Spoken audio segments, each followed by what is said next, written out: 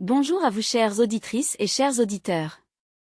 Je m'appelle Morosiane et je suis originaire de la Guadeloupe. Avec le concept de Tainos, la culture afro-caribéenne sera valorisée pour un meilleur héritage et une transmission pour les futures générations. Mon île, la Guadeloupe se situe dans les Caraïbes et je vais partager avec vous l'histoire de l'île aux belles eaux. Bonne écoute! À l'instar d'autres îles des Petites Antilles, la Guadeloupe est probablement occupée par des Amérindiens des Antilles, dits groupes précéramiques, à partir de 3000 avenue Jésus-Christ comme semble l'indiquer la découverte de traces de culture sur brûlis sur l'île de Marie-Galante. Cette période est dénommée période archaïque dans la nomenclature archéologique américaine et en particulier méso-indien pour les Caraïbes proprement dites.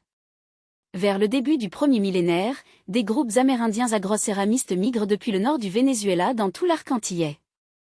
Cette période, le néo-indien ancien ou âge céramique ancien comprend deux cultures bien identifiables par le style de leur production céramique, Mécan et Cédrosan saladoïdes, anciennement dénommés Arawak par les archéologues.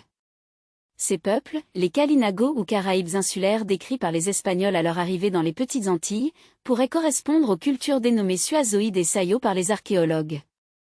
Cette période tardive est marquée par l'évidence de contact avec les Taïnos des Grandes Antilles.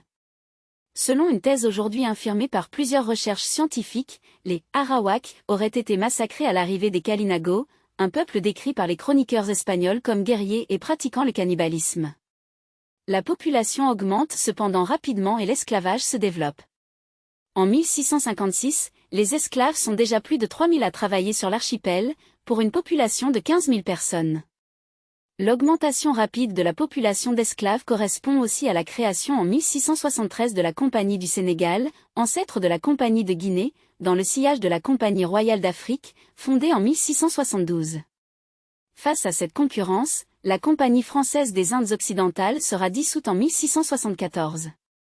L'essor de l'esclavage en Guadeloupe est cependant moins rapide qu'à la Martinique, à qui la traite négrière réserve les esclaves les plus résistants et où Louis XIV a installé plus de nobles de rang élevé et où la population noire double entre 1673 et 1680.